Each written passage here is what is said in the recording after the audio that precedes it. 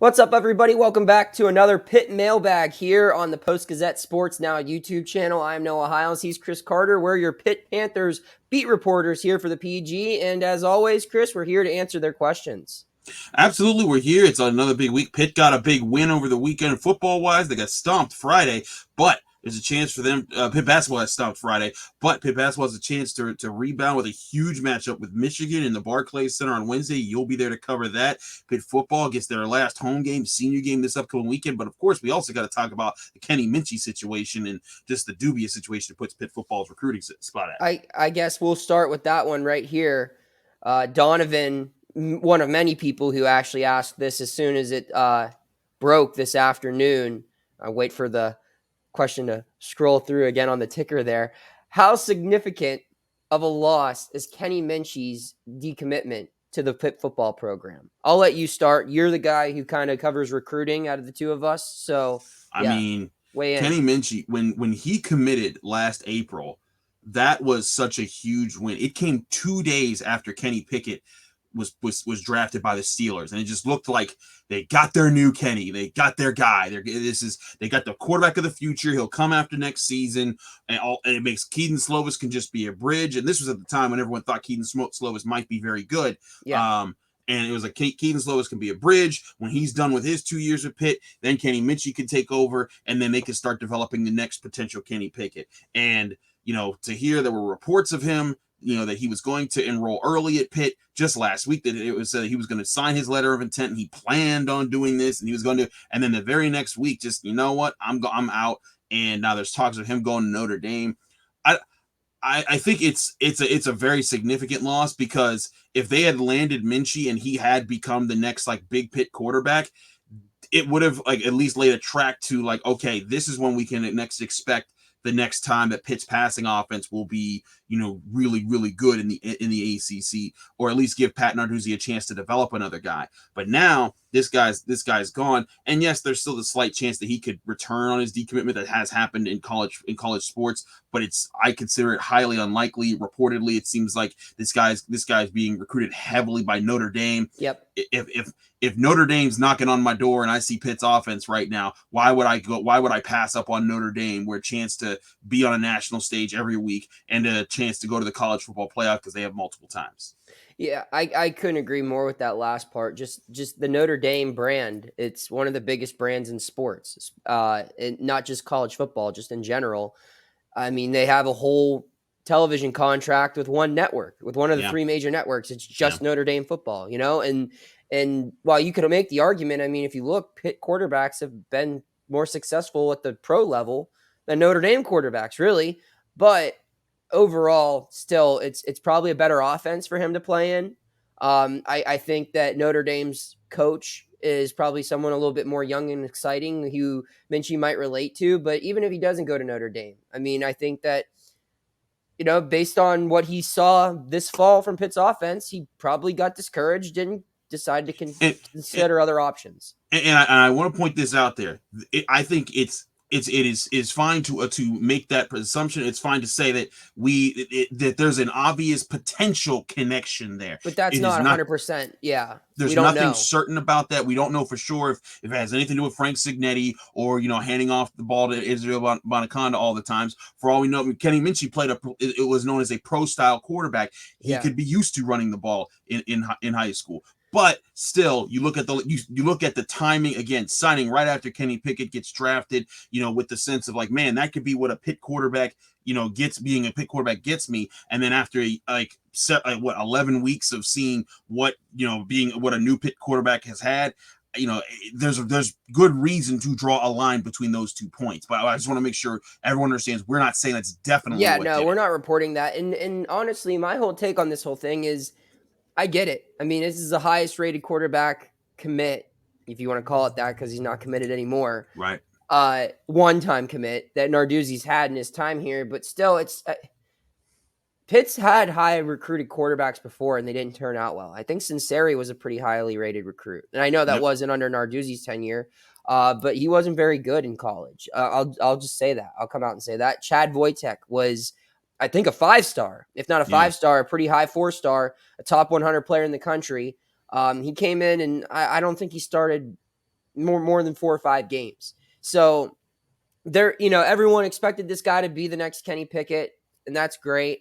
And maybe he would be, but there's also a chance that he would just be a non-productive quarterback and he would lose his job to Nate Yarnell Very or true. whoever else. So we'll see. I mean, I've always thought that the transfer portal is Pitt's best bet based on where that program is for key positions. And I think that will continue to be it. And, don't let the Slovis thing kind of tear you away from that either. If you look, I mean, Nate Peterman was a good quarterback at Pittsburgh. He was a transfer who came in. Tom Savage had a really good year with Pitt when he transferred in here. I mean, Pitt's had some success with guys who come in here. Don't let, like I said, your frustration with Keaton Slovis turn you away from the opportunities that could come through the transfer portal. We'll move on to the next question. This one comes from Corey. Speaking of players in the NFL, Pitt's defensive backs have excelled in the NFL recently. Is that because Narduzzi puts his defensive backs on islands, which turns them into learning how to be great cover corners or have great cover skills? That's a great observation. I would partially have to say yes. I think so. I mean, just when you're playing, your entire collegiate career in cover 1, cover 0, and the ACC, I mean, you look at it now, and I know none of the guys in the NFL, or not a lot of them, played against the quarterbacks that are currently in the ACC, but you look at the quarterbacks that Pitt defensive backs have to face in this conference. They're some of the best in the country.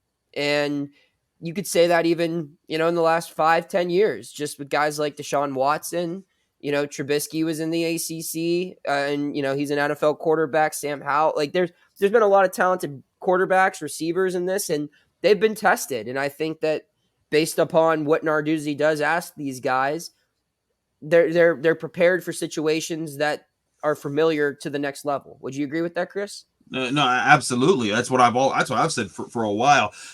Pat Narduzzi, I truly think his defense right now, and it's crazy enough, they got up to the top of the country in sacks after this past weekend against Virginia. So now they're back into the national conversations of how do they do this every year. But his defense does work when these guys buy into it, and I don't. For as much coach speak as Pat Narduzzi does, I actually do believe in what he preaches about how his defense operates.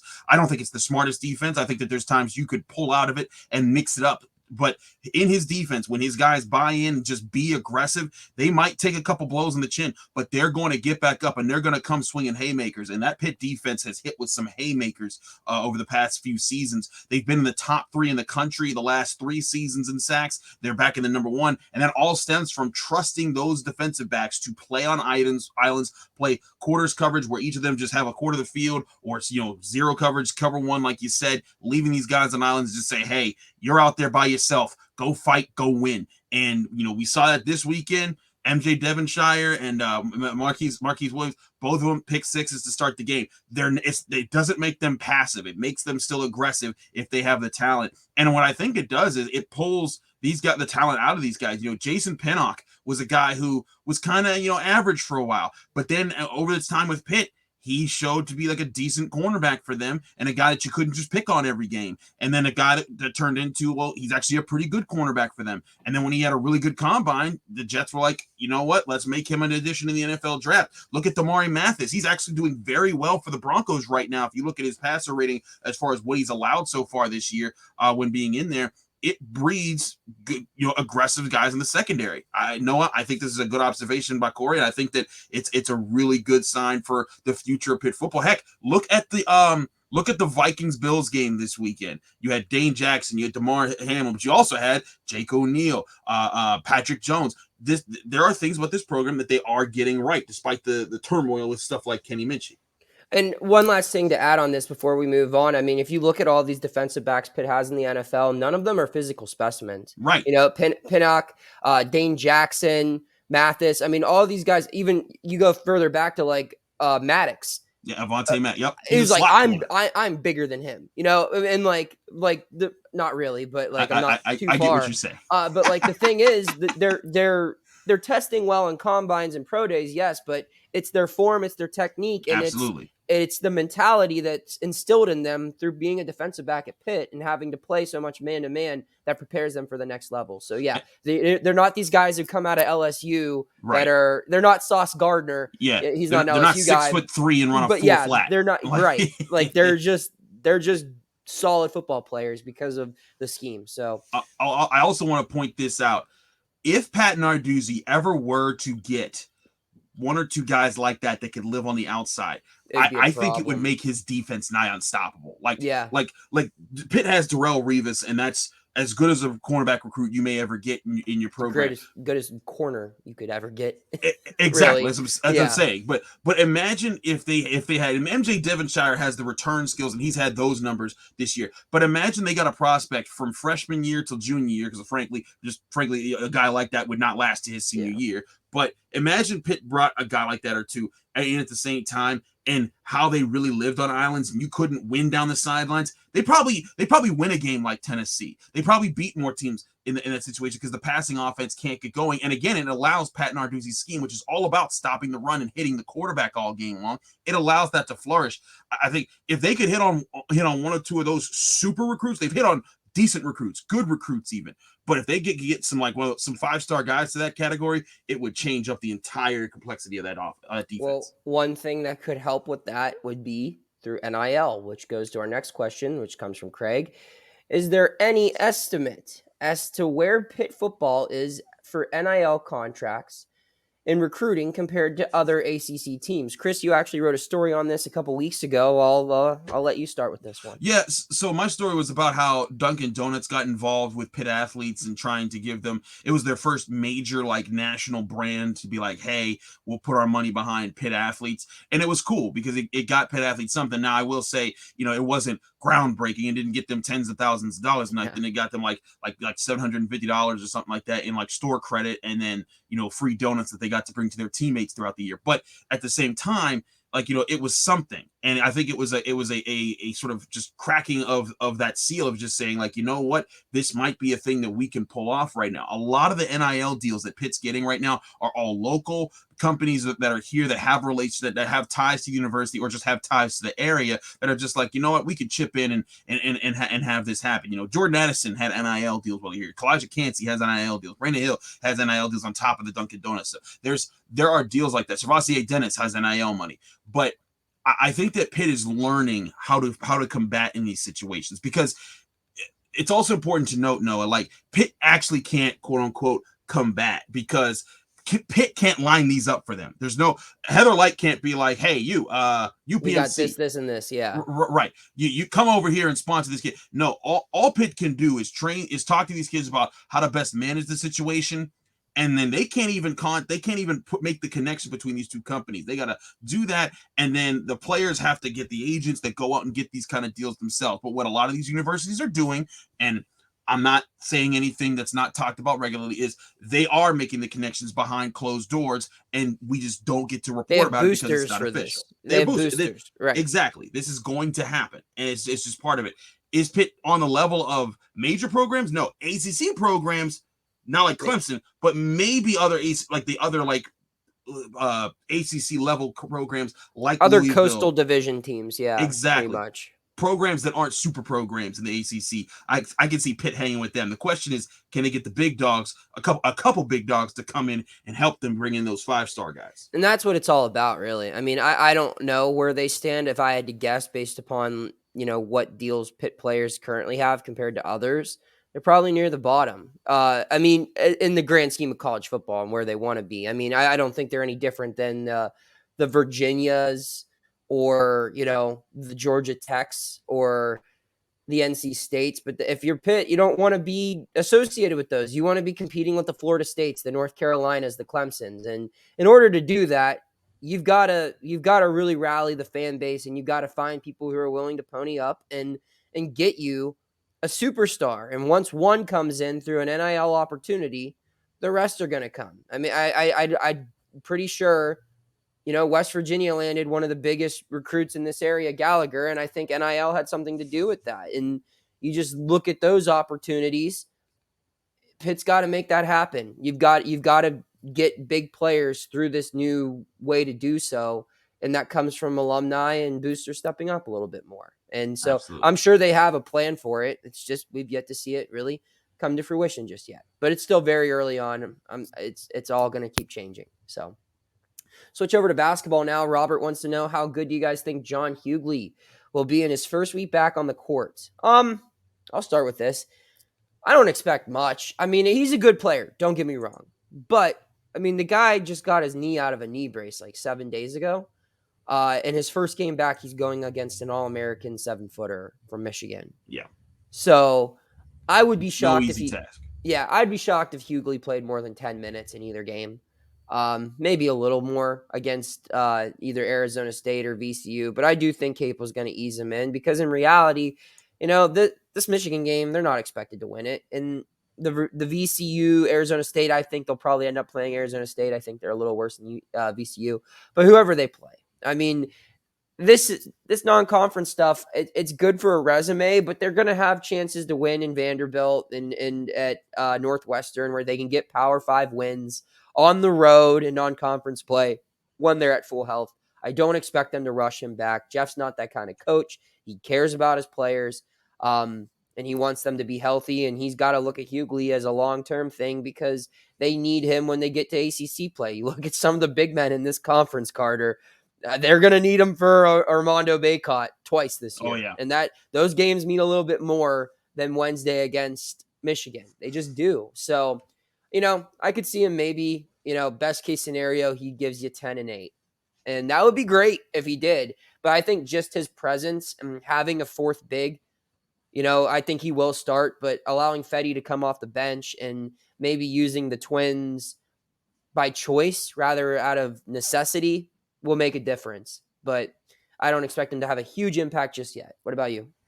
Yeah, I mean, I don't think that he's going to be world breaking, in the first couple of weeks. I think that as the season progresses, what will be really telling is how much has he progressed in his game. I remember covering his first games as a Pitt Panther before his first year suspension, and like the guy was very aggressive. I thought he was strong on defense, but he didn't know how to operate with the ball in his hands. Like as soon as he got the ball, he would just look like he would just panic, or he would hold on to the ball. He would panic and put up a shot that he didn't need to. Or he would hold on to the ball too long. Then by his second year, I saw him start to understand a little bit, and he was like, okay, last year he was like, okay, I'm starting to get when and where and how to attack with the ball in my hands, and also how to operate when teams start to double team me. And I started to see glimpses of him last year when the double team came, where exactly where to throw to, get the ball out of the double team, find the open man, and get it to the open man for the open shot. If he can be part of that this year, if he can show that he's progressed the same way he did from year 1 to year 2 and show a similar stride of progress from year 2 to year 3, that is a good sign for me as far as his development. If John Hugley can be part of that process for Pitt moving forward and be a guy that not only dominates in the paint, but when teams commit to stopping him and not letting him dominate, that he knows how to operate Pitt's offense from in there, I think that changes everything for what Pitt does, and I think it gives them a really good chance in ACC play. But right away, no, I don't expect this. I think he needs to. It's not just him; it's the team's feel of how to operate with him and how to balance each other. Because we've seen for the past couple games, it's had to be Nelly Cummings, it's had to be Greg Elliott, it's had to be Blake Hinson, and it's not easy just to turn that on and off so quickly as a team. Assuming he replaces Fetty in the starting lineup, which will be the case, 3 of those 5 starters haven't played a game with him.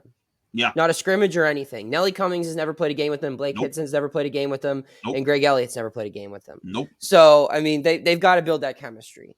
We'll move on. Another basketball question. How do you guys feel Pitt basketball will do this week at the Legends Classic?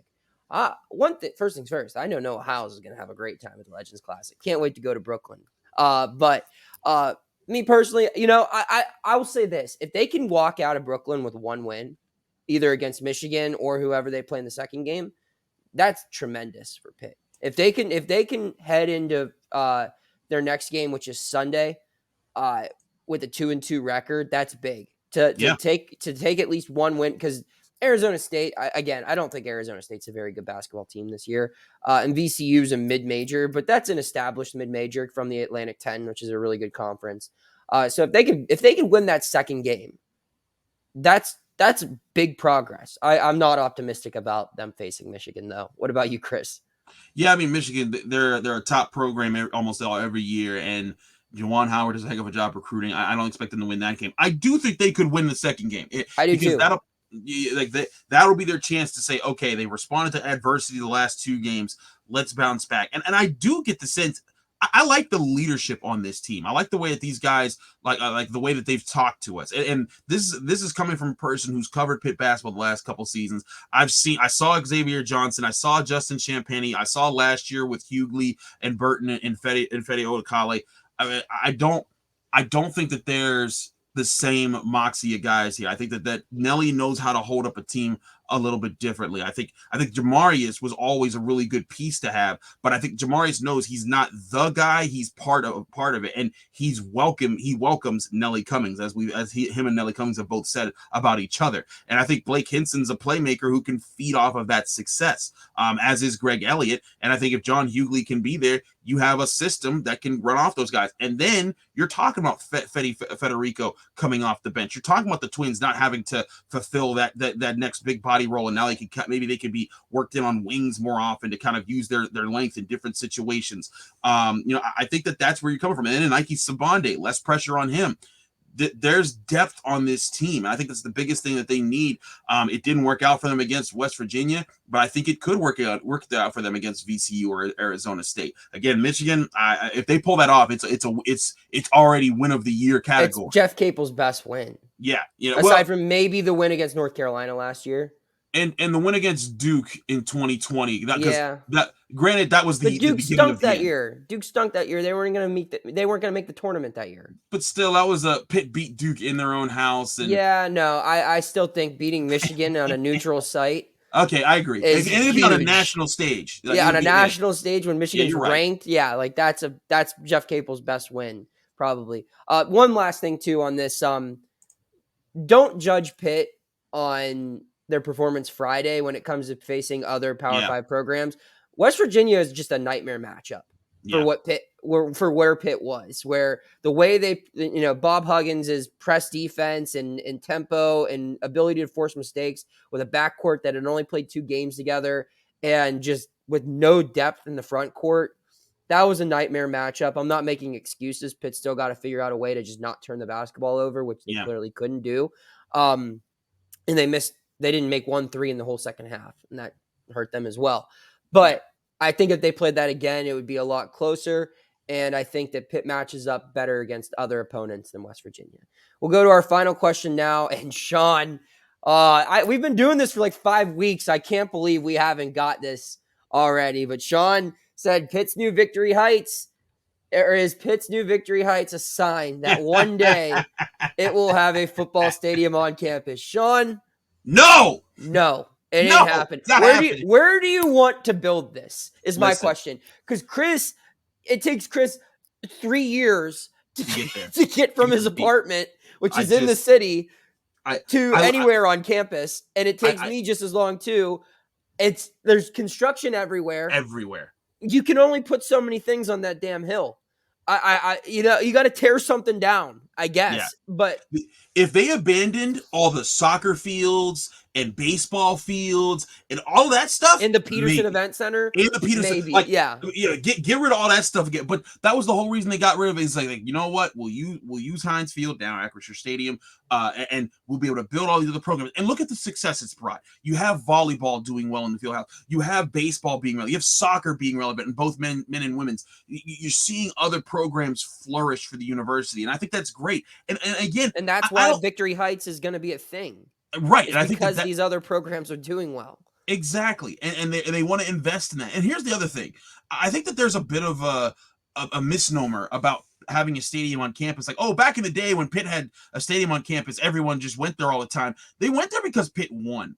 I am pretty sure if Pitt had a football stadium on campus and they were 7-8 wins for a while, if they had the stretch where kind of right when Narduzzi took over, I think that there would be attendance problems with those games. as well. I still think it would. I'll disagree with you there, just simply because as an alum, not of Pitt, but just like I just know as a guy who went to college with a football stadium on its campus, there's nothing better than being back at your alma mater. on a fall Saturday, and you get to walk through campus and then go to the stadium, which is on campus. Like, it just brings you like a little bit of nostalgia and pride. And I think it would incentivize a lot more alumni to come back, where it doesn't bring back any memories and tradition when they're walking into Heinz Field for a Pitt game. It feels like they're playing at, like a neutral site, kind of. Like, that's not Pitt's home. And I think that if you have an established home, I think it does bring back more alum. And I think it also, just a smaller stadium would probably a smaller stadium I'm down for. That's what I'm saying. Like Pitt Stadium, how many did that seat? I forget. I know it was smaller than Heinz Field. It was definitely smaller than Heinz Field. So, and like, even if it was like something in the 50s or 60s, like, I was at Virginia, and like, I loved their stadium. I love North Carolina Stadium, and those sit around, in the 50s, something like that. I think it's fair. I think you get more students there, and I think you can fill it up with alumni a little bit more, just because, it gives them an excuse to come back and visit campus on a fall Saturday. There's no better place to be on a fall Saturday than your alma mater. See, here's the thing, though. You went to Mount Union. What else y'all doing? What else y'all doing in Mount Union? We're going to Chives. We're going to Doug's 57. We're going down to the neighborhood inn. We're going over to Ray's, where they got. You know how many neighborhood inns there are in Pittsburgh? No, that's the hood is what we call it. It's just one U bar. Yeah, it's. Hey, listen. Okay, you answer my question. Pittsburgh, it's different in a metropolitan. I get it. But I mean, it's the same as someone who's been in Chapel Hill on a fall Saturday, who's been in Charlottesville on a fall Saturday, who's been in Louisville on a fall Saturday. I've just seen these college football stadiums on fall Saturdays. I'm just saying, I don't think it's going to have the same look. What Pitt needs to do to bring Pitt fans to Acrisure Stadium is win. We saw it last year when they was winning and Clemson came to town.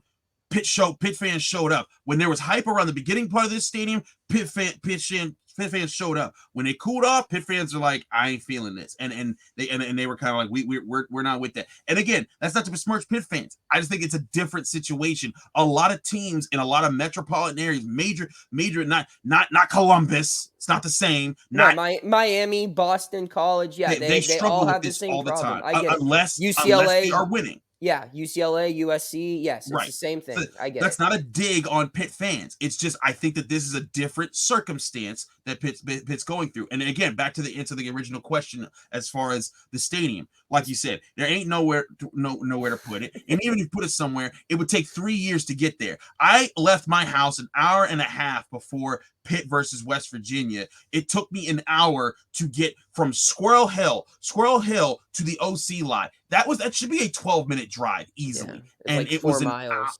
It was ridiculous. And I was just like, this is crazy. And again, it's construction, it's just Pittsburgh, it's just how things work. But anybody if you're a Pitt alum or you're a Pitt student watching this right now, you know for doggone certain, if there's one thing wrong in Oakland, it messes up all the traffic. And imagine that for a football game, not a basketball game where there's, maybe like 10,000 people showing up, 15,000 people showing up, but a football game where you're expecting 30, 40,000 people showing up, or like if it's the backyard brawl, you got 60,000 people. You got police escorts. Yeah, all of it. Yeah, it would be a nightmare. You don't want that. Trust me.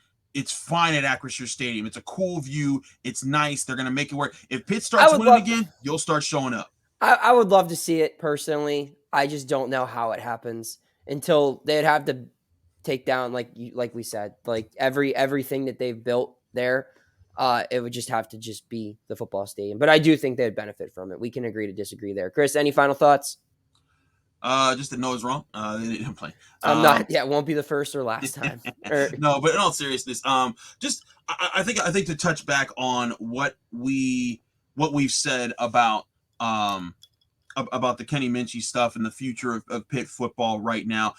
This kind of stuff happens a lot more than people think. And as I wrote in my story, there's no doubt that the ties to Kenny Minchey's commitment 2 days after Kenny Pickett got selected by the Steelers in the first round, and then Kenny Minchey's decommitment, shortly after, in the middle of the season where the running offense kind of took over and Keaton Slovis hasn't looked good. We can draw that comparison, but also I want to. there are plenty. This happens all the time in college sports where big dogs pick off the commitments from the smaller programs, and Pitt is just not a big dog. If they pull off some more ACC championships over the next 10 years, then I think that they could start to eke into that conversation. But 1 year doesn't make that, and I think that that's where Pitt fans need to take back a step of reality. Like, okay, it doesn't mean you suck. It doesn't mean Pat Narduzzi sucks. It doesn't mean that Pitt sucks. It just means, hey, you still got work to do in the climb, and we'll see what other recruits they try to bring in now that with Minchey gone. And also, they didn't lose Arch Manning. They didn't lose Quentin Ewers. Right. They lost a 4-star. Some places, Rivals has them as a 3-star. Yeah, JT Daniels was a 5-star at one point, and you saw how they did him in the first. Right. Like, it's just, you never know what you're going to get. The best quarterback in arguably Pitt's history was a kid that was more recruited for his defense early on in his high school career. And he was originally committed to Temple. Yeah. So, and, he looked pretty good on Sunday. So those are my final thoughts. Be sure to, send us your questions for next week's mailbag, and keep tuning in. We'll keep bringing them to you. Thanks for watching. Thank you for checking out this content from Post-Gazette Sports. If you liked the video, please like it and subscribe to our YouTube channel. If you enjoyed it on Apple Podcasts, please rate us 5 stars on Apple Podcasts. For 6 months of digital access to post-gazette.com for just $6, click the link down in the description.